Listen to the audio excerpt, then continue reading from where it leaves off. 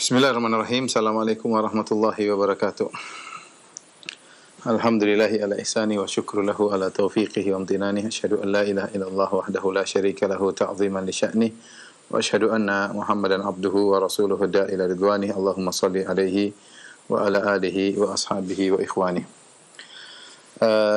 Ikhwan dan akhwat, para pemirsa Radio Raja dimanapun Anda berada, kita lanjutkan bahasan kita dari pembahasan dari surat Fatir, dan kita masuk pada ayat yang ke-13 ya. Allah Subhanahu wa taala berfirman, yulijul laila fin nahari wa yulijun nahara fil lail. Dan dialah yang masukkan malam ke dalam siang dan masukkan siang ke dalam malam. Wasyams wa sakhara asy-syamsa wal qamar. Dan dialah yang menundukkan matahari dan rembulan. Kullun yajri li ajali musamma. Masing-masing berjalan menurut waktu yang telah ditentukan. Dzalikumullahu rabbukum. Demikian itulah Allah Tuhanmu, lahul mulku, dan kepunyaanlah segala hanya milik Allah lah segala kepemilikan. Walladzina tad'una min dunihi ma yamlikuna min qitmir. Dan yang mereka seru, yang selain Allah, yang selain mereka sembah selain Allah, ma yamlikuna min qitmir, mereka tidak memiliki apa-apa meskipun setipis kulit ari. Kemudian ayat berikutnya, in tad'uhum la yasma'u du'aakum. Jika kamu menyeru mereka, mereka tidak mendengar seruan kalian. Walau sami'u mastajabu lakum. Seandainya mereka pun mendengar mastajabu lakum, maka mereka tidak akan menjawab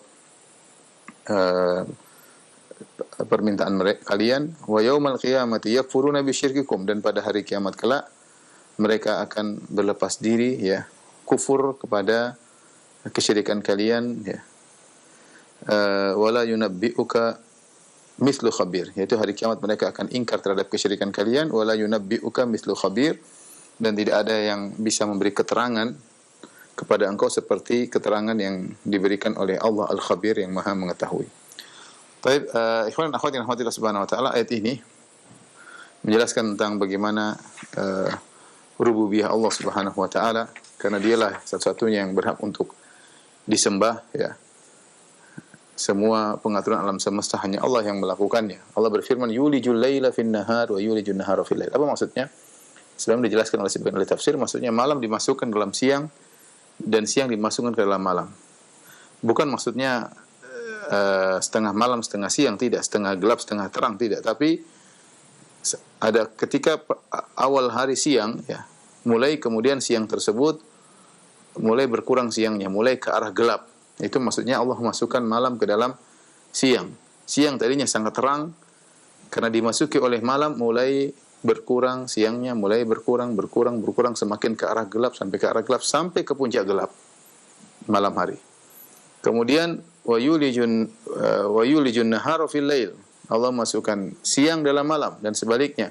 Ketika sudah di puncak malam, kemudian mulai menuju ke arah subuh, Allah masukkan siang ke dalam malam, mulailah malam berkurang sampai akhirnya mulai ke arah terang sampai pada puncak terang. Itu maksudnya memasukkan siang dalam malam ataupun masukkan malam dalam siang, yaitu malam mulai bertambah. Kalau malam dimasukkan ke dalam siang, maka siang semakin berkurang menuju ke arah gelap. Kalau malam dimasukkan kalau siang dimasukkan ke dalam malam, maka gelap semakin mulai berkurang ke arah terang. Itu maksudnya. Dan ini diantara hikmah Allah Subhanahu wa taala, diantara maha kuasa Allah Subhanahu wa taala.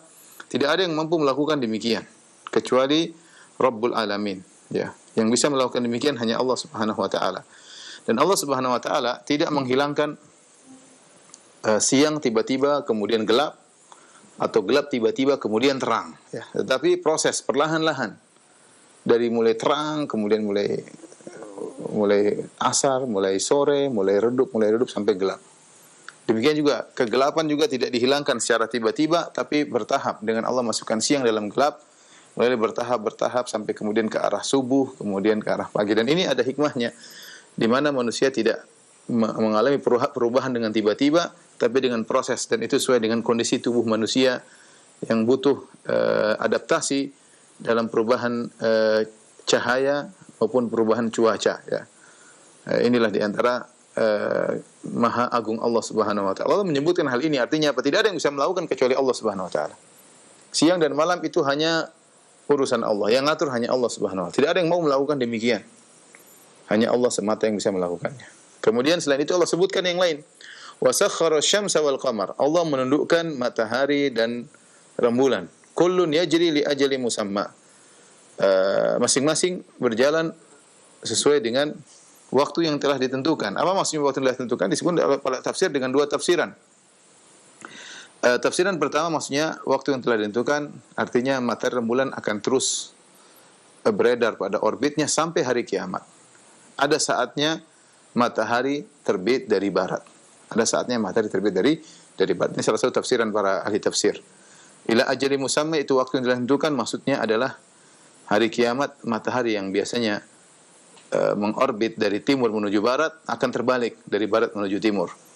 Dan ada saatnya kemudian wajumi asyamsu wal qamar, matahari akan digabungkan dengan rembulan, matahari diredupkan, rembulan diredupkan. Ada saatnya dan itu sudah ditetapkan oleh Allah Subhanahu wa taala. Ini tafsiran pertama. Tafsiran kedua, kullun yajri li ajali musamma, masing-masing berjalan di orbitnya, artinya sesuai dengan aturannya, di mana rembulan beredar pada orbitnya sebulan, matahari beredar pada orbitnya setahun, ya, sehingga maka dengan aturan yang selalu berlaku demikian, ya, matahari tidak pernah keluar dari orbitnya, rembulan tidak pernah keluar dari orbitnya, matahari tidak pernah telat, rembulan juga tidak pernah telat, ya, dan ini yang mengatur semua Allah Subhanahu wa taala. Sehingga dengan ketepatan matahari pada orbitnya selalu demikian, ya, bertahun-tahun bahkan ribuan tahun tidak pernah berubah, selalu begitu, maka lita'lamu adada sinina wal hisab, di antara faedahnya kalian bisa mengetahui hitungan tahun, hitungan bulan, ya, di antara faedahnya. Dan ini kalau seandainya matahari tidak teratur, ya, kadang terlambat, kadang kecepatan, repot. Manusia akan repot, ya. Dan ini menunjukkan bahwasanya matahari rembulan bukanlah benda-benda yang memiliki iradah, kehendak, tapi benar-benar matahari rembulan diatur oleh Allah Subhanahu wa taala, ya. Tidak pantas untuk disembah, ya, karena matahari rembulan diatur. Buktinya dia tidak pernah berubah orbitnya selama sudah ribuan tahun. Seandainya dia memiliki kehendak sebagaimana manusia, maka tentu dia bisa rubah-rubah aturan orbitnya, ya, bisa maju, bisa mundur, tapi ternyata selama ribuan tahun tetap pada orbitnya, menunjukkan matahari rembulan ciptaan Allah, dan Allah menjadikan demikian adalah untuk kemaslahatan manusia. Dan kita tahu Ibnu Qayyim dalam Miftah Darus Sa'adah menjelaskan tentang bagaimana manfaat matahari, manfaat rembulan, ya. Makanya dengan adanya matahari ini, lihat bagaimana manusia dengan jarak yang tetap, ya, sehingga cahaya yang sampai atau panasnya stabil, bisa teratur, dan itu berpengaruh kepada tumbuh-tumbuhan, berpengaruh kepada musim dan cuaca, banyak hal, kemaslahatan bagi manusia, bagi kesehatan manusia, bagi kebutuhan manusia, ya, bagi kesehatan manusia, banyak hal manfaat yang bisa diambil dari matahari dan rembulan, ya. Maka Allah berkata, "Dzalikumullahu rabbukum." Itulah, ya, Allah Tuhan kalian. Siapa yang bisa mengatur ini semua? Siapa yang bisa memasukkan siang dalam malam, malam dalam siang? Siapa yang bisa mengatur rembulan dan matahari? Tidak ada, hanya Allah Subhanahu wa taala. Ini semua adalah kepunyaan Tuhanmu. Makanya Allah mengatakan lahul mulk, bagi dia segala kepemilikan. Al-mulk di sini mungkin diartikan kerajaan, atau diartikan al-mulk maksudnya kepemilikan, ya. Di antara rububiyah Allah adalah Allah Maha Esa dalam penciptaan, fil khalq, Allah Maha Esa dalam penciptaan, Allah Maha Esa dalam al-mulk, dalam kepemilikan, dan Allah Maha Esa mutafarridun bitadbir, Maha Esa dalam pengaturan. Ini di antara para ulama sebutkan rukun rububiyah, penciptaan, pemilikan, dan pengaturan alam semesta. Hanya Allah sendiri yang melakukannya, Allah Maha Esa dalam hal itu. Makanya Allah mengatakan lahul mulk, kepemilikan semua hanya milik Allah. Rembulan yang punya Allah, matahari yang punya Allah, alam semesta yang punya hanyalah Allah, ya, siang dan malam yang punya hanyalah Allah, yang ngatur hanyalah Allah. Setelah itu Allah mencela orang-orang musyrikin, kata Allah Subhanahu wa taala, "Walladzina tad'una min dunihi ma yamlikuna min qitmir." Dan yang kalian sembah selain Allah Subhanahu wa taala, ma yamlikuna min qitmir. Mereka tidak memiliki apapun meskipun hanya qitmir. Kitmir tuh ini ya, ini saya sengaja bawa. Tadi saya lupa keringkan. Ya. Kitmir ini coba difokusin ya. Ini apa namanya? Biji korma ya. Biji korma ini Allah sebutkan dalam Al-Quran ada 3 hal yang dalam biji korma. Ada namanya kitmir, kemudian ada namanya fatil, dan satu lagi naqir. Ada kitmir, fatil, dan naqir. Kitmir yaitu lapisan yang menutupi biji korma, menghalangi antara biji korma dengan daging buah korma ya. Tadi daging sudah saya buang. Inilah kitmir. Lapisan ini saya buka. Ini namanya kitmir. Ya. Kulit ari yang apa namanya menutupi buah korma yang namanya kitmir. Kata Allah itu mereka sembah selain Allah tidak memiliki ini. Ya. Yang bikin ini Allah Subhanahu wa taala. Yang bisa memisahkan antara biji dengan buah korma ada lapisan seperti ini hanyalah Allah Subhanahu. Allah bisa bikin biji tanpa ada biji, tapi Allah bikin. Allah ciptakan ya. Mereka tidak tahu bisa bikin hal ini, maka ini hanya milik Allah Subhanahu. Ini disebut dengan kitmir. Kulit ari yang antara biji dengan daging buahnya. Kemudian ada namanya fatil. Fatil adalah ini. Ini yang saya cabut. Nah, ini. Jadi ada semacam benang di tengah-tengah sini. Ada benang di tengah-tengah ini. Ini kalau kita cabut, ini saya cabut tadi di tengah. Ini namanya fatil. Kelihatan tidak? Hah? Kelihatan? Ini nih. Jadi di tengah-tengah ini ada kita tarik namanya fatil. Ya. Ini juga wala yuzlamuna fatila. Kata Allah mereka tidak dizalimi meskipun seringan ini. Allah tidak berbuat zalim. Namanya fatil. Ya, kemudian ada namanya naqir. Naqir di balik seperti ini, di baliknya ada semacam titik di sini. Ini naqir. Ada titik di tengah-tengah sini kecil. Namanya naqir, titik di tengah sini. Namanya naqir. Ini sekedar ini aja biar paham bahasa dalam istilah dalam Al-Qur'an, ya. Jadi kata Allah Subhanahu wa taala, "Walladzina tad'una min dunihi ma yamlikuna min qitmir." Dan yang mereka sembah selain Allah ma yamlikuna min qitmir. Mereka tidak memiliki apa meskipun hanya kulit ari yang menutupi biji korma tadi, ya. Apa yang mereka tidak bisa ciptakan biji korma. Mereka tidak bisa tumbuhkan dari biji kemudian menjadi pohon korma jadi buah korma. Jadi mereka tidak bisa mengolah ini semua. Ini semua hanyalah Allah yang ciptakan, Allah yang mengatur, maka hanya milik Allah Subhanahu wa taala. Di sini juga firman Allah Subhanahu wa taala, "Dzalikumullahu rabbukum lahul mulku." Ya. Bagi Allah segala kepemilikan. Kita tahu bahwasanya al-mulk di sini didahulukan penyebutan lahu jar majrur harusnya al-mulku lahu, harusnya demikian, al-mulk mubtada lahu jar majrur muta'alliqan bi khabar mahdhuf. Tapi di sini lahu didahulukan, lahu al-mulku, bagi Allah lah segala kepemilikan. Artinya kepemilikan yang sungguhnya hanyalah milik Allah Subhanahu wa taala. Kita manusia mungkin punya kepemilikan, saya punya HP, saya punya rumah, saya punya ini, tapi kepemilikan tersebut tidak sempurna, kurang. Bukan kita yang menciptakan. Kemudian sebelumnya mungkin dimiliki orang lain, ya. Kemudian berpindah di tangan kita, kemudian selanjutnya mungkin berpindah ke tangan orang lain. Terkadang tidak bisa kita olah sesuka kita, ya. Dan banyak hal, artinya kita memang memiliki pemilikan tapi tidak sempurna. Allah yang buat kita memiliki hal tersebut, ya. Mimma ja'alakum mustakhlafina fihi, kata Allah, Allah menjadikan barang-barang tersebut kalian mustakhlafina fihi, kalian saling ganti-mengganti dalam apa yang kalian miliki. Seperti HP dahulunya bukan milik saya tapi milik orang. Kemudian saya dihadiahkan HP ini. Ada kawan hadiahkan saya HP ini jadi milik saya sekarang. Mungkin suatu saat sudah atau hilang dicuri orang atau waliyadzubillah atau sudah kurang bagus saya jual jadi milik orang lain lagi. Demikianlah, tidak sempurna kepemilikan manusia, ya. Kepemilikan manusia terkadang saya mau pakai juga terkadang mati baterainya, terkadang hang, terkadang macam-macam. Demikianlah manusia tidak memiliki secara sempurna, ya. Mereka hanya memiliki kalau Allah memberi izin untuk memiliki. Makanya kata Allah, mimma ja'alakum mustakhlafina fi. Mustakhlafin itu kalian saling ganti-gantian dalam benda tersebut. Sebelumnya di tangan siapa, berpindah ke tangan kita, suatu saat akan berpindah ke orang lain, atau kemudian rusak, atau kemudian kita buang. Tidak selamanya kita miliki secara sempurna. Maka Allah Subhanahu wa taala berfirman, ma yamlikuna min qitmir, mereka tidak memiliki meskipun hanya selaput ari tadi yang memisahkan antara biji korma dengan daging korma. Setelah itu Allah berfirman, in tad'uhum la yasma'u du'aakum. Kalau kalian berdoa kepada mereka, menyuruh mereka, meminta-minta kepada mereka, la yasma'u du'aakum, mereka tidak akan mendengar permohonan kalian. Ya. Walau sami'u mastajabu lakum, kalau mereka mendengar pun mereka tidak bisa menjawab permohonan kalian. Wa yaumal qiyamati yakfuruna bisyirkikum, dan pada hari kiamat kelak sembahan-sembahan kalian itu akan mengingkari perbuatan syirik kalian.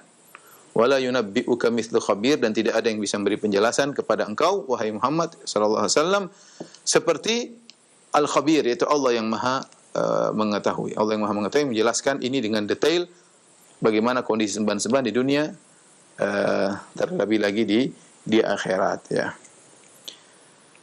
Taib, perhatikan di sini Allah Subhanahu wa taala mengatakan, in tad'uhum la yasma'u du'aakum. Perhatikan di sini. Kata Allah, in tad'uhum la yasma'u du'aakum walau sami'u mas tajabu lakum wa yaumal qiyamati yakfuruna bisyirkikum.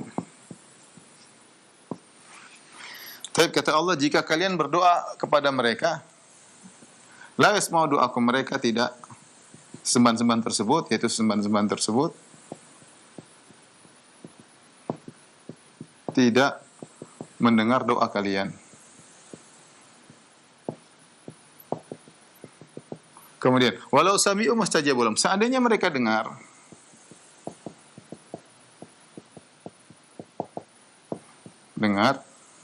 maka mereka tidak akan bisa menjawab.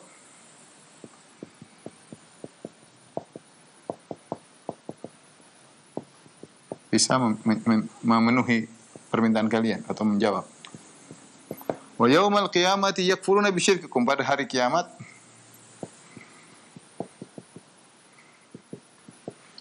mereka mengingkari kesyirikan kalian.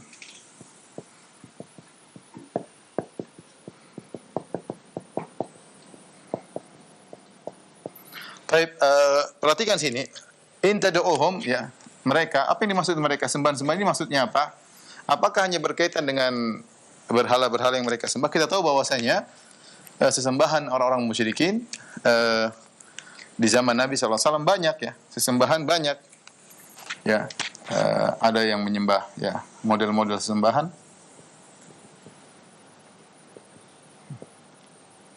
Ada berhala, ada orang soleh, ada juga yang menyembah Nabi Isa,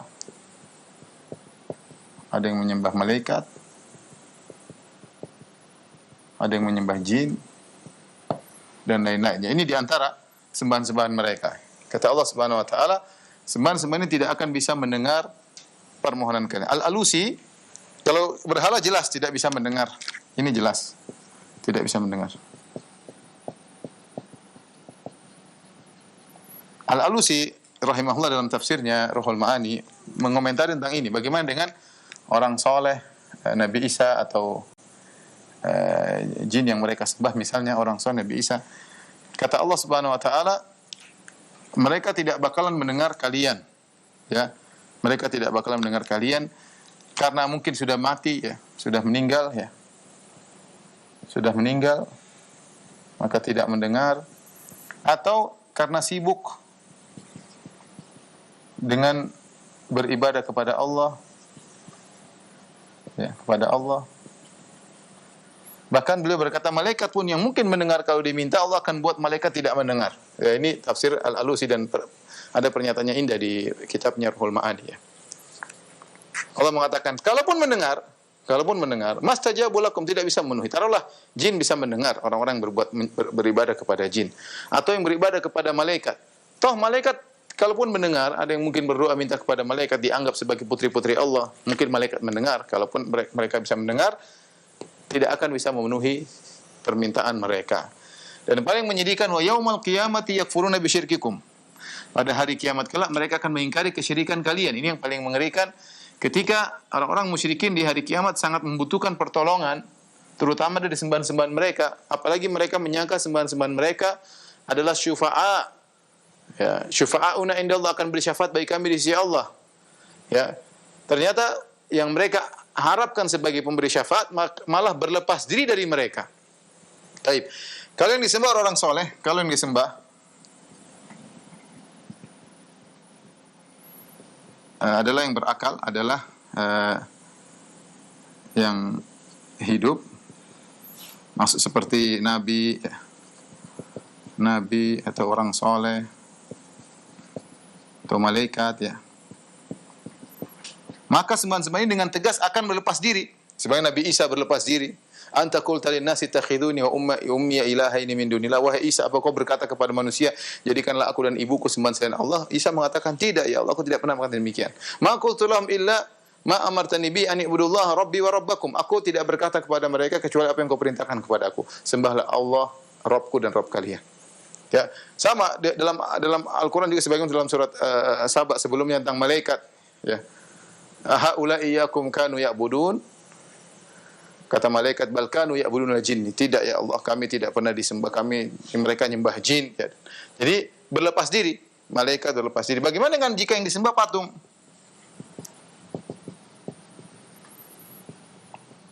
Berhala atau patung, ya. Sebenarnya Allah mengatakan bahwasanya patung-patung ini akan dijadikan berbicara. Allah akan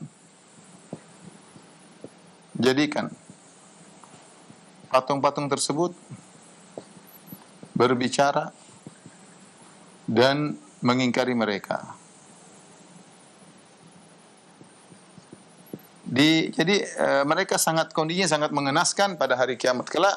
Sesembahan-sembahan yang mereka berharap untuk bisa menolong mereka ternyata malah berlepas diri. Bahkan patung-patung yang di dunia mereka sembah tidak pernah bisa ngomong, pada hari kiamat akan ngomong dan berlepas diri dari mereka, ya, bahwasanya mereka telah melakukan kesyirikan dan patung-patung tersebut berlepas diri dari mereka. Baik, kita lanjutkan.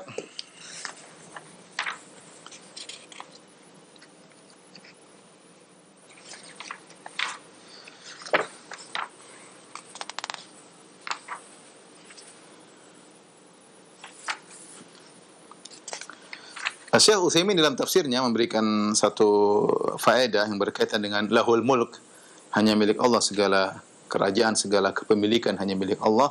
Beliau mengatakan, maka intinya dalam tafsir beliau mengatakan, maka seharusnya seluruh peraturan yang berlaku di alam semesta hanyalah peraturan Allah Subhanahu wa taala. Ya, semua.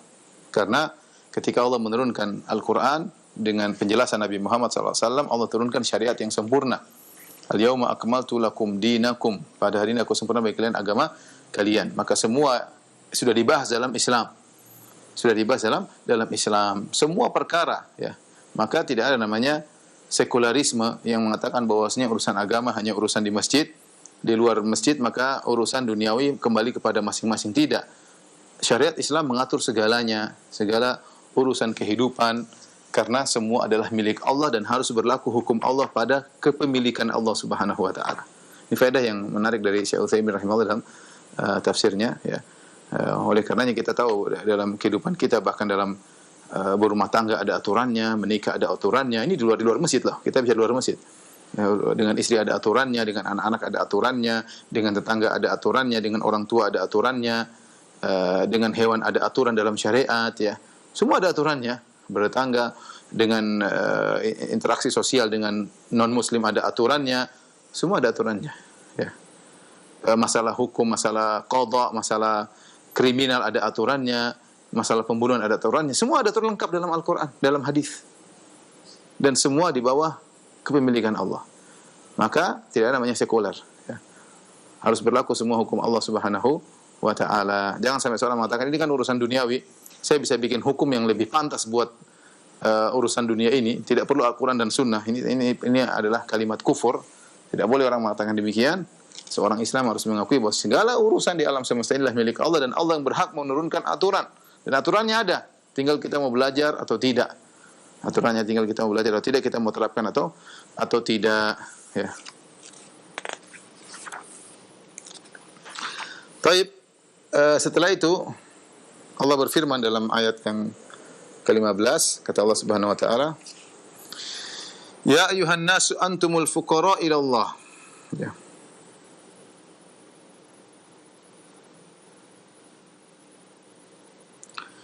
Kata Allah Subhanahu wa taala, "Wahai manusia sekalian, antumul fuqara'u ila Allah." Kalian adalah fakir, ya. Yang butuh kepada Allah. Wallahu wal ghaniyul hamid, dan Allah Maha kaya dan Maha terpuji, ya. Maha kaya dan Maha terpuji.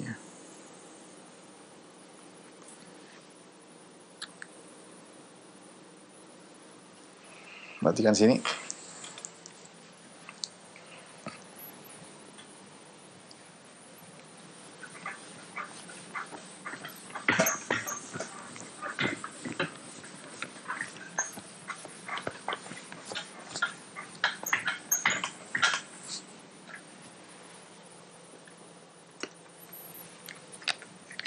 Allah berfirman, "Ya ayuhan nas, antumul fuqara ila Allah. Allahu huwal ghaniyul hamid."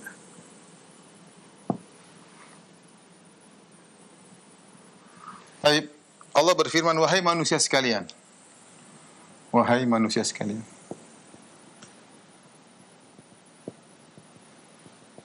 Perhatikan sini alif lam.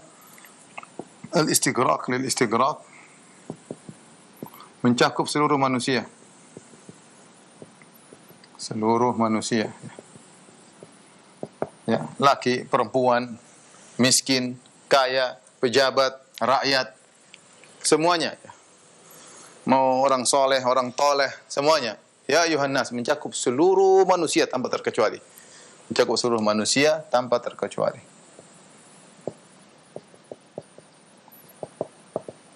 Antumul, kalianlah, kalau bahasa kita, kalianlah fuqara.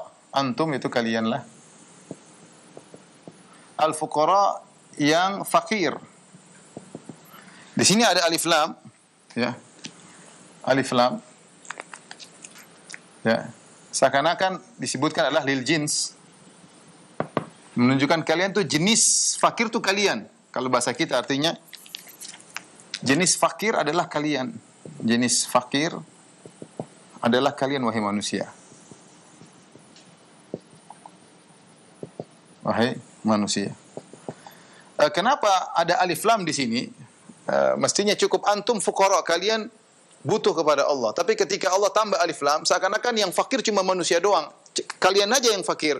Padahal kita tahu bahwasanya makhluk yang lain selain manusia juga butuh kepada Allah. Semua makhluk, mau jin, mau malaikat, mau hewan, tumbuhan, ya, banyak, semuanya butuh kepada Allah. Tetapi kenapa Allah mengatakan seakan-akan kalian hanya kalian manusia, makanya ditambah dengan alif lam.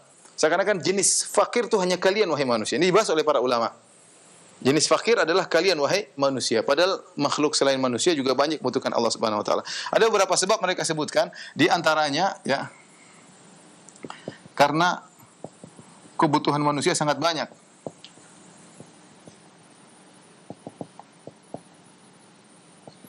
Sangat banyak dibandingkan dengan hewan-hewan lain. Manusia keperluannya banyak, ya. Keperluannya sangat banyak. Hewan-hewan ya makan selesai, tumbuh-tumbuhan siram selesai. Manusia urusan ini, mau ini urusannya banyak sekali kebutuhannya. Jauh lebih banyak daripada kebutuhan makhluk yang lain, ya. Makhluk yang ini yang pertama. Yang kedua, manusialah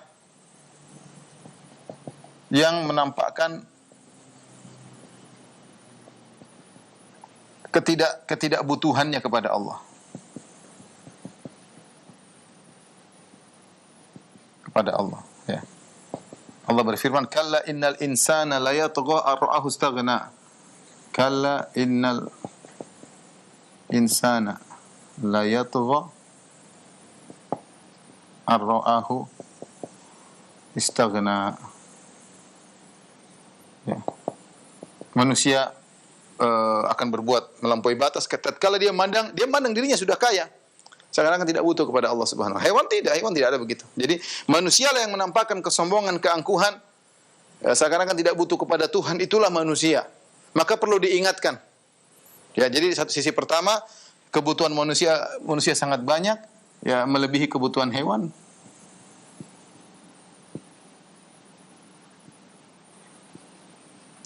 Yang kedua, karena manusia yang membangkang, manusia yang lupa, maka harus diingatkan, ya.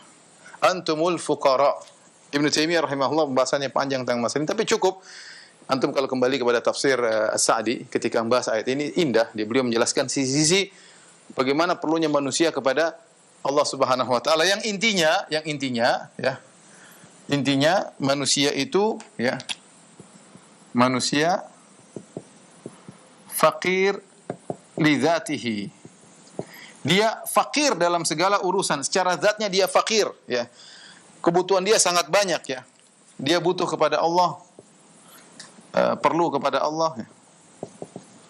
Saya beberapa kali protes sama orang Malaysia, mengatakan butuh kurang bagus bahasanya dalam bahasa Malaysia, tapi perlu dengan butuh itu beda kalau dalam bahasa Indonesia. Butuh itu kayaknya keperluan yang sangat mendesak.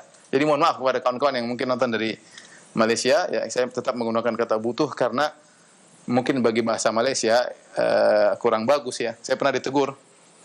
Pernah saya ceramah di Malaysia, terus ada kawan Malaysia bilang, "Ustaz, jangan bilang butuh, ya." Ya. Saya lupa ketika saya ceramah, saya ngomong berapa. Sampai teman itu bilang, "Ustaz, antum bilang butuh 20 kali lebih dalam pengajian."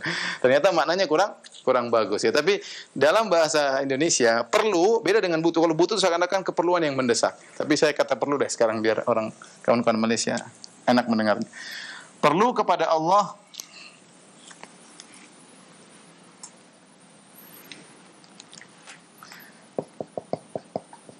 dari tidak ada menjadi ada. Menjadi ada, yaitu al-ijad. Ijaduhu yahtaju ila Allah. Kemudian perlu kepada Allah, dia perlu kepada Allah untuk tetap hidup. Lil baqa. Ya, butuh udara, butuh tempat tinggal, butuh keluarga, banyak keperluannya, banyak sekali. Sehingga manusia itu sebenarnya fakir lidzati. Kita ini nggak bisa apa-apa. Kasih sedikit saja kita nggak. Kasih virus sudah nggak bisa apa-apa. Dikasih cepat letih, cepat lelah, cepat lupa. Banyak kekurangan kita sehingga selalu kita perlu kepada Rabbul Alamin. Perlu untuk memenuhi kebutuhan kita. Perlu untuk menjauhkan kita dari mara bahaya. Perlu untuk melindungi kita. Kita perlu kepada Allah dalam segala hal. Maka kita fakir lidzat. Kita ini fakir secara zatnya fakir. Dari tidak ada menjadi ada menunjukkan kita tuh fakir. Makanya di antara doa Nabi sallallahu alaihi wasallam, "Ya Hayyu ya Qayyum bi rahmatika astaghits fa aslih li sya'ni kullahu wa la takil nafsi tarfata ain." Jangan kau biarkan aku bersandar kepada diriku meskipun hanya sekejap mata, ya. Karena kita selalu memerlukan kepada Allah Subhanahu wa taala. Dan banyak hal keperluan Allah, saya sarankan baca keperluan kepada Allah, sarankan baca tafsir Sa'di. Kemudian wallahu huwal ghaniyul hamid, dialah Allah yang maha kaya, maha kaya. Adapun Allah Subhanahu wa taala, maka Allah al-ghani li dzatihi. Allah itu al-ghani li dzatihi. Maha kaya secara zatnya.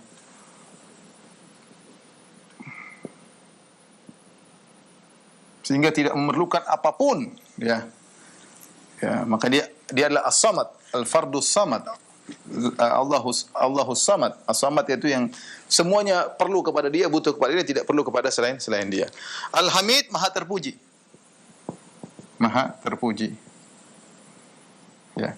Allah Subhanahu wa taala maha kaya dan maha terpuji. Tidak seperti makhluk yang sering kekayaannya membuat dia tidak terpuji. Kekayaannya buat menyenangkan dirinya sendiri, kekayaan yang membuat dia sombong, kekayaan yang membuat dia melampaui batas, kekayaan yang membuat dia melakukan kemaksiatan. Banyak hal kekayaan buat dia tidak terpuji Adapun Allah Subhanahu wa taala terpuji dari sifat-sifatnya, terpuji dari nikmat-nikmat anugerah yang Dia berikan kepada makhluknya, maka Dia Maha terpuji. Bahkan kata sebagian ulama, seandainya tidak ada yang memuji Allah, manusia tidak memuji Allah, maka masih banyak makhluk Allah yang akan memuji Allah Subhanahu wa taala, yang mengerti tentang agungnya Allah Subhanahu wa taala. Jadi digabungkan antara Al-Ghani Al-Hamid menunjukkan Allah Subhanahu wa taala maha kaya secara zatnya dan maha terpuji secara zatnya, ya. Seandainya tidak ada manusia yang muji, maka masih banyak makhluk Allah yang muji. Dan Allah dipuji tadi saya katakan dari sifat-sifatnya yang maha mulia, kemudian dari kenikmatan-kenikmatan yang Allah berikan kepada hamba-hambanya. Baik, kita lanjutkan.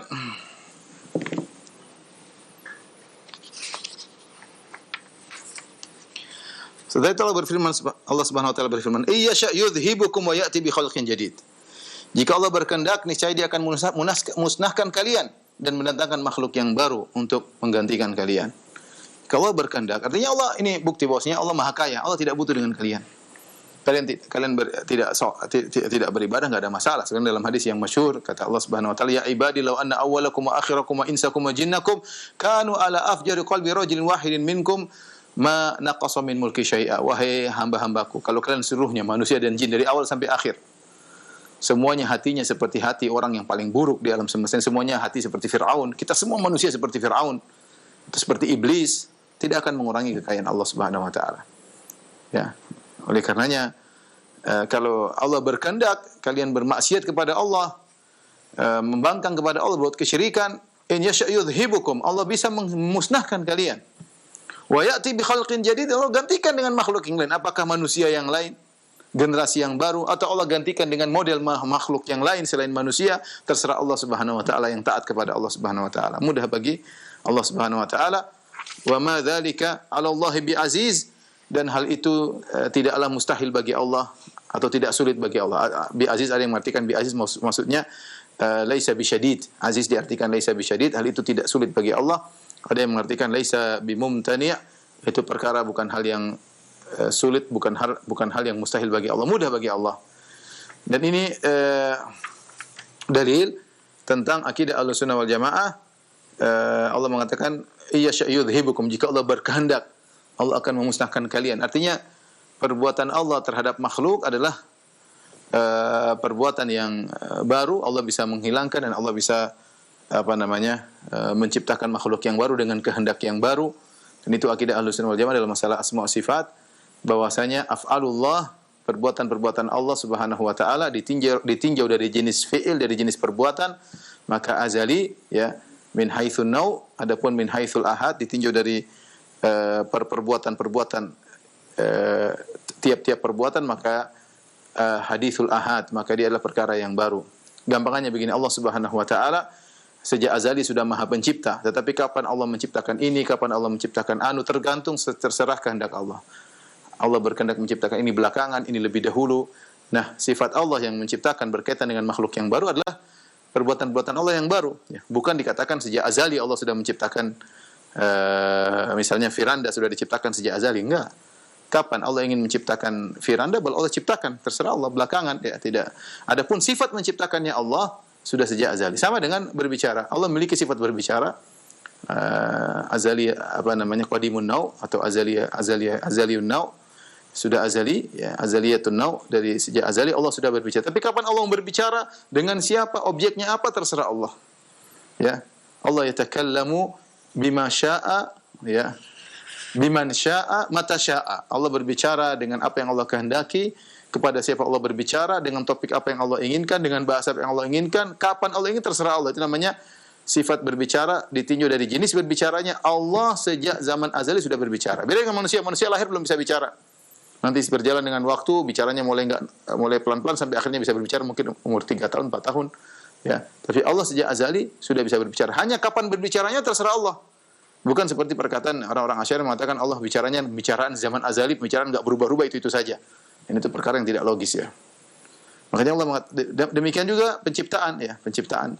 Makanya Allah mengatakan wa ya'ti bi khalqin jadid, kalau Allah berkehendak Allah akan musnahkan manusia dan Allah akan datangkan dengan makhluk yang baru, dengan penciptaan yang baru tentunya, ya. Meskipun sifat mencipta Allah sudah azali. Ini tentunya kita bahas panjang lebar dalam tauhid asma wa sifat, ya.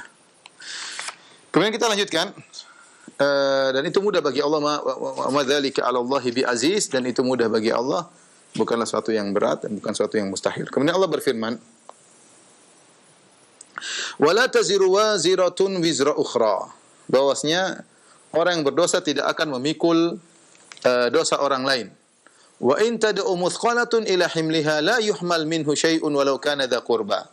Dan jika seorang yang berat dosanya memanggil orang lain untuk memikul dosanya itu, tidaklah akan dipikulkan untuknya sedikit pun, meskipun yang dipanggil itu adalah dari kaum kerabatnya. Innama tunzirul ladzina yakhshawna rabbahum bil ghaib. Sungguhnya engkau hanya dapat memberi peringatan kepada orang-orang yang takut kepada Rabb-nya bil ghaib, sekalipun mereka tidak melihat Allah. Wa aqamus shalat, dan mendirikan salat. Wa man tazakka fa innama yatazakka li nafsi. Barang siapa yang mensucikan dirinya, sungguhnya dia mensucikan untuk dirinya sendiri. Wa ilallahil masir, dan kepada Allah tempat kembalimu. Perhatikan sini. Ini ayat memperingatkan kita tentang bahaya, tentang kedahsyatan hari kiamat. Kata Allah Subhanahu wa taala pertama, wala taziru waziratu wizra ukhra. Orang yang berdosa, nafsu yang berdosa, wala taziru, ya, nafsun waziratun, yaitu jiwa yang berdosa, tidak akan menanggung dosa jiwa orang lain. Dia hanya menanggung dosanya sendiri. Sebagaimana Allah sebutkan dalam Al-Qur'an, kullu nafsin bima kasabat rahina. Masing-masing jiwa akan bertanggung jawab dengan apa yang dia lakukan. Dalam surat Al-Mudaththir, dalam surat At-Tur, kullu mri'in bima kasaba rahin. Masing-masing orang akan bertanggung jawab tentang apa yang dia lakukan sendiri, ya. Dia tidak akan menanggung dosa orang lain. Allah tidak zalim. Tidak mungkin orang lain berdosa kemudian kita tanggung dosanya. Setelah itu Allah menjelaskan, bahkan pada hari kiamat kala, wa in tad'u muthqalatun. Ya, wa in tad'u muthqalatun, ya. Ya. Yaitu maksudnya bahkan jika ada satu jiwa yang muthqalah, yang dia diperberat, yaitu muthqalatun bil auzar, yang dosanya sangat memberatkan, dia pikul, ya. Wizar itu seperti pikulan yang dia pikul di punggungnya. Ternyata pada hari kiamat dia memikul dosa yang memberatkan dia. Ila himliha, dia memanggil orang lain, tanggunglah, pikullah sebagian daripada dosa-dosaku, aku sudah keberatan memikulnya pada hari kiamat kala. La yuhmal minhu syai', maka tidak ada sedikit pun dari dosa yang dia pikul untuk dipikul oleh orang lain tersebut. Walau kana dza qurbah, meskipun yang dia seru adalah karib kerabatnya. Gampangannya begini, sebagian disebutkan oleh Al-Qurtubi, riwayat dari salaf, kalau tidak salah Fudail bin Iyad, dia mengatakan misalnya pada hari kiamat ada seorang ibu, seorang wanita yang dia memikul dosa yang sangat banyak. Kemudian dia keberatan memikul dosanya pada hari kiamat kelak, dia pikul di pundaknya. Kemudian dia berjalan mencari anaknya. Kemudian dia berkata, wahai anakku, bukankah engkau adalah anakku? Anaknya berkata, iya ibunda, aku adalah anakmu. Bukankah perutku adalah tempat dulu engkau dalam perutku? Kata anaknya, iya benar ibunda. Bukankah air susuku adalah minumanmu? Kata dia, benar ibunda. Pokoknya disebutkan, bukankah hijriku dekapanku adalah tempat tidurmu? Benar ibunda. Terus kenapa ibunda? Pikullah, ambillah sedikit dariku dosa-dosaku. Kata anaknya, tidak bisa. Tidak bisa, Allah larang. Ya. Makanya ini Allah mengatakan, la yuhmal minhu syai'. Sedikit pun tidak akan diambil. Di sini syai' nakirah. Ya. Dalam konteks syarat, ya. Wa in tad'u, ini isim fi'il syarat. Wa in tad'u, maksudnya meskipun muthqalatun, artinya jiwa yang keberatan dengan dosa-dosa menyeru seorang yang disuruh siapapun meskipun dari karib kerabat, la yuhmal, jawab syarat, la yuhmal minhu syai', maka tidak akan diambil sedikit pun dari dosanya untuk dipikulkan kepada orang lain, meskipun yang dia minta tolong adalah karib kerabatnya. Jadi ikhwan, ini peraturan hukum Allah Subhanahu wa taala di akhirat. Ya, meskipun seorang itu mau, dia tidak akan bisa mikul. Misalnya dia ingin nolong ibu, saya ingin nolong, enggak bisa, ini aturan Allah. Allah mengatakan di hari kiamat, anal malik, aina mulukul ard, ana dayyan, aku adalah raja pada hari kiamat. Malik yaumiddin, enggak ada yang bisa keluar aturan Allah. Tidak boleh seorang sok-sok, oh tenang ibu, saya pikul sedikit, saya masih banyak pahala saya. Saya adalah orang soleh meskipun enggak bisa, ini aturan Allah Subhanahu wa taala. Enggak bisa memikul dosa ibunya sama sekali, ya. Tidak bisa, ya. Walau kana dza qurba, meskipun karib kerabat. Ada yang mengatakan masing-masing sibuk. Yauma yafirul mar'u min akhi, seorang akan lari dari saudaranya, wa ummihi wa abi, lari dari ibunya. Wa abi, lari dari bapaknya. Wa sahibatihi wa bani, lari daripada istrinya dan anak-anaknya. Kenapa? Likulli imri'in minhum yauma idzin sya'nu yughni. Masing-masing sibuk dengan dosanya. Masing-masing sibuk dengan dosanya. Mau disuruh mikul dosa orang lain, tidak bisa. Dia justru ingin orang lain mikul dosanya. Artinya apa? Orang yang paling dia cintai pun ibunya tidak bisa ditolong. Ya. Semuanya ada aturan dari Allah Subhanahu wa taala. Hari kiamat bukan hari yang sangat dahsyat. Oleh karena seorang jangan pernah berharap pada orang lain. Masalah syafaat ada benar. Syafaat hari kiamat ada, tapi semua adalah aturan Allah. Kalau Allah tidak izinkan tidak bisa, meskipun ibu sendiri, meskipun istri, meskipun suami. Jangan seorang wanita yang penting suami saya soleh, nanti saya akan tidak ada. Jangan berharap demikian. Atau seorang laki, istri saya soleha, aman. Enggak ada aman. Masing-masing kullu mri'in bima kasaba rahin. Masing-masing urusannya sendiri-sendiri. Masalah syafaat itu urusan Allah, ada aturannya. Belum tentu seorang bisa mendapatkan syafaat. Kalau tidak izinkan tidak bisa. Maka jangan pernah berharap kepada orang lain. Makanya saya sering sampaikan kalau ada dakwah yang seorang sok-sok menjadikan dirinya tameng pada hari kiamat, memberi jaminan mutu hari kiamat, itu dakwah ngawur. Islam mengajarkan seorang bertanggung jawab dengan apa yang dia lakukan, bersandar kepada amal solehnya, tidak bersandar kepada orang lain. Ya, ini hukum asal dalam Islam. Ya. Setelah itu Allah berfirman, "Innama tunzirul ladzina yakhshawna rabbahum bil ghaib." Kau hanya saja bisa beri peringatan, itu peringatan yang bermanfaat. Artinya Rasulullah SAW beri peringatan kepada semua orang.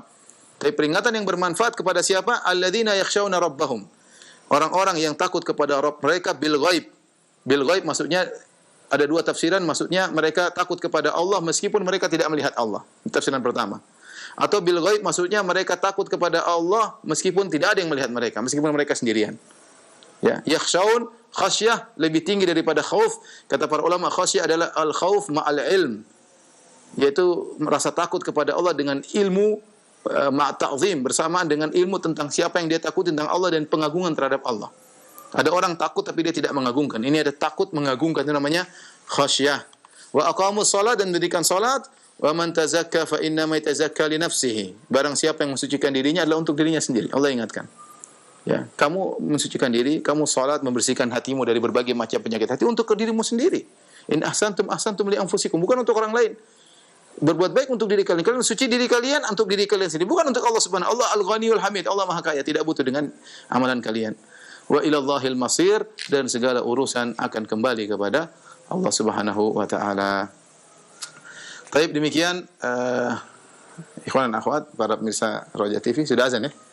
Kajian kita sampai di sini, qadarullah tidak ada tanya jawab enggak? Ada ya? Ada ya, pada azan insyaallah kita buka tanya jawab ya. Barakallahu fiik. Assalamualaikum para pemerhati Roja dimanapun Anda berada. Anda masih bersama kami dalam program kajian ilmiah disampaikan secara langsung oleh guru kita Ustadz Firanda Andirja Fidhullah Ta'ala dalam pembahasan tafsir Al-Quran di surat Fatir ayat yang ke-13 hingga 18. Dan kita masuk ke sesi tanya jawab di kesempatan ini. Silakan bagi Anda yang ingin bertanya secara langsung di line telepon. Pertanyaan pertama kita awali dari pesan singkat dari Pak Anang di Sidoarjo. Assalamualaikum Ustadz. Mohon dijelaskan Ustadz bagaimana kaitan ketetapan takdir dengan tindakan kita. Karena jika semuanya sudah ditakdirkan, kemudian di mana letak kita untuk melakukan tindakan sendiri? Mohon nasihatnya, jazakallahu khairan. Berkaitan dengan takdir, sebagaimana dikatakan al-qadar sirullahil maktum. Takdir adalah rahasia Allah yang tersembunyi. Tidak ada yang tahu isi takdir. Tidak ada yang tahu isi lauhil mahfuz. Ya. Dan Allah menetapkan takdir, ada hikmah-hikmahnya ya. Di antaranya jika seorang terkena musibah, likai la ta'sau ala ma fatakum, agar tidak putus asa, tidak terlalu bersedih karena semua sudah ditakdirkan. Kalaupun dia berhasil, wala tafrahu bima atakum, jangan dia sombong, jangan dia angkuh karena semua sudah ditakdirkan. Itu tujuannya kalau kita dapat suatu musibah kita bilang qadar Allah, sudah ditakdirkan, tidak bisa kita rubah ya. Ma asabaka lam yakun liyukhti'ak, apa yang menimpamu tidak akan bisa meleset darimu. Wa ma akhta'aka lam yakun liyusibak, dan apa yang luput darimu tidak akan bisa mengenaimu. Itu tujuan dari takdir, adalah itu intinya. Tetapi karena kita tidak tahu apa isi Lauhil Mahfuz, maka jangan terikat dengan hal tersebut ya. Yang Allah berikan kepada kita di depan mata kita sekarang, kita punya kemampuan, kita punya iradah, kita punya kudrah, kita punya kehendak, kita punya kemampuan, kita berhak memilih ya. Bukankah kita bisa memilih? Yang jelas Yang perlu kita perhatikan adalah aturan Allah. Allah sudah jelaskan, masuk surga ada aturannya, masuk neraka ada aturannya. Yang ingin masuk neraka tinggal maksiat, masuk neraka yang ingin masuk surga maka banyak ujian-ujian. Itu yang kita pikirkan, bagaimana kita bisa menempuh jalan tersebut. Jangan kita pikirkan, wah kalau saya sudah ditakdirkan masuk neraka, percuma dong ya. Kita bilang, ya kau tidak tahu takdirmu apa ya. Kalau saya terpaksa, kita nggak akan terpaksa. Kita bisa milih. Mau ngaji nggak ngaji bisa milih.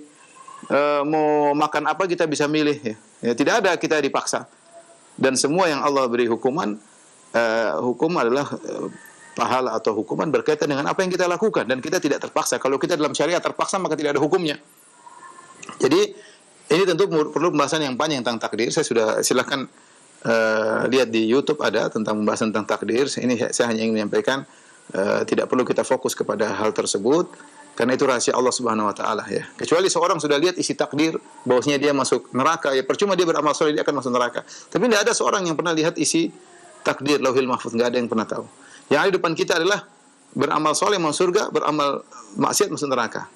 Kenapa Allah bikin rahasia takdir ini? Karena banyak faedah tadi yang kita sebutkan, banyak hikmah. Akal kita enggak bakalan sampai. Ya, di antaranya kita jangan tadi kalau sedih, kalau ditimpa musibah kita tidak putus asa.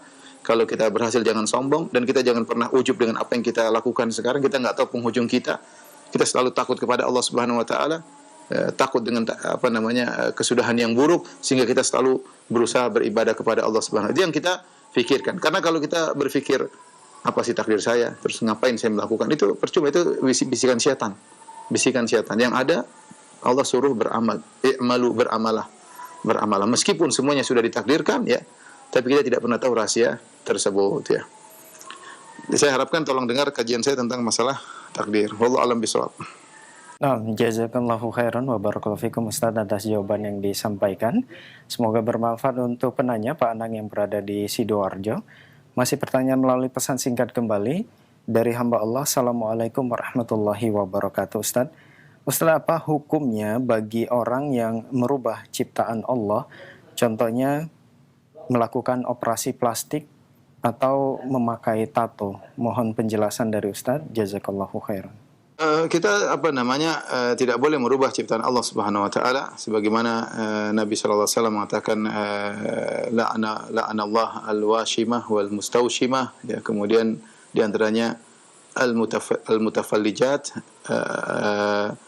al-mughayyirat li hukmillah ya, yang merenggangkan giginya untuk keindahan, litahsin untuk mengindahkan giginya dalam rangka merubah ciptaan Allah Subhanahu wa taala. Dan ini adalah bisikan syaitan, wala yughayyirunna khalqallah. Di antara bisikan syaitan adalah orang-orang ingin merubah ciptaan Allah Subhanahu wa taala. Oleh karenanya seorang ridha dengan apa yang Allah bagi untuk dia, Allah berikan bagi dia, semua ada hikmahnya ya. Saya bilang ada mungkin orang yang sangat cantik jelita, ada yang biasa-biasa saja, masing-masing ada hikmahnya. Orang yang cantik jelita punya ujian tersendiri ya, ingin tampil, ingin memamerkan aurat dan macam-macam. Orang yang tampan juga punya ujian sendiri ya. Sebagaimana orang yang kaya punya ujian sendiri, orang miskin juga ada ujian sendiri. Maka seorang ridha dengan apa yang Allah bagikan buat dia.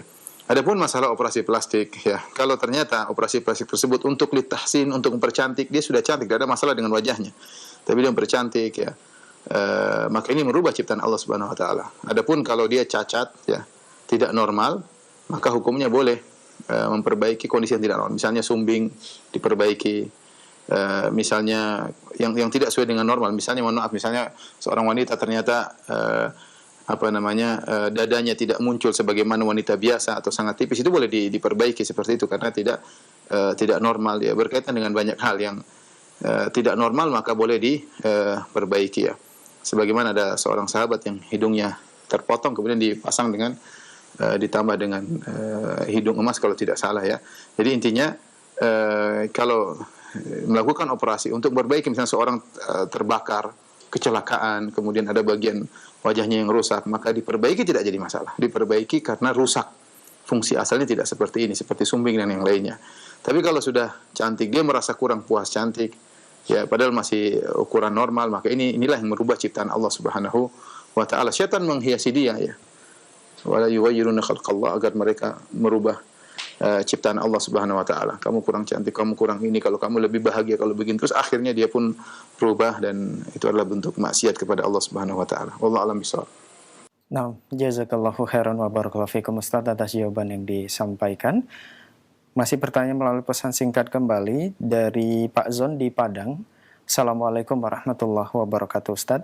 Ustaz, apa hukumnya bagi peramal yang bisa melihat nasib seseorang berdasarkan bulan, bintang, atau zodiak? Mohon penjelasannya Ustaz, syukran. Peramal tersebut namanya dukun dalam syariat Islam, namanya dukun ya, dan itu adalah kekufuran ya. Karena Allah tidak pernah menjadikan bintang-bintang, zodiak-zodiak sebagai penentu nasib seseorang. Itu hanya bisikan syaitan ya. Hanya bisikan. Allah tidak pernah menjadikan garis-garis jari sebagai nasib, menentukan nasib seseorang. Allah tidak pernah menjadikan hari tanggal lahir seseorang sebagai penentu nasib dia ya. Dan itu semua tidak benar. Sebagai bukti. Coba cari bintang orang yang bintangnya Gemini. Yang Gemini macam-macam. Ada yang kaya, ada yang miskin, ada yang soleh, ada yang kurang ajar. Beda-beda. Kalau semuanya Gemini baik, harusnya jadi orang soleh semua Gemini ya. Bintang Libra pun demikian ya. Ya, itu membuktikan bahwa itu hanyalah khurafat ya. Contoh lagi sebagian ulama membantah, seperti kalau tidak salah Al-Qurtubi, kalau tidak salah dalam tafsirnya, dia menyebutkan contohnya ada, dia bicara tentang zaman dulu, ada kapal naik 3.000 orang dalam kapal besar, kemudian tenggelam. Di kapal tersebut berbagai macam orang, garis tangannya beda-beda, kemudian bintangnya berbeda-beda, zodiaknya berbeda-beda, ternyata nasibnya sama semua ya. Nasibnya sama semua.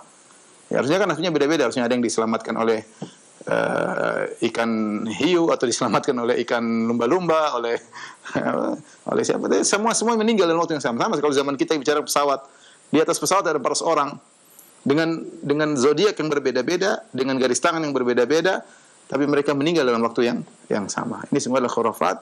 Orang meyakini bahwasanya dia bisa meramal masa depan berkaitan dengan bintang dan zodiak adalah kufur kepada Allah Subhanahu wa taala, karena dia mengaku tahu ilmu gaib berdasarkan sesuatu yang tidak pernah dijadikan sebab untuk mengetahui masa depan. Demikian saja kajian kita para pemirsa Raja Rahmatillah Subhanahu wa taala. Insyaallah kita lanjutkan pada kesempatan yang lain. Dan sepertinya di bulan Ramadan kita off dulu, nanti kita lanjutkan insyaallah setelah bulan Ramadan. Wabillahi taufiq wal hidayah. Assalamualaikum warahmatullahi wabarakatuh.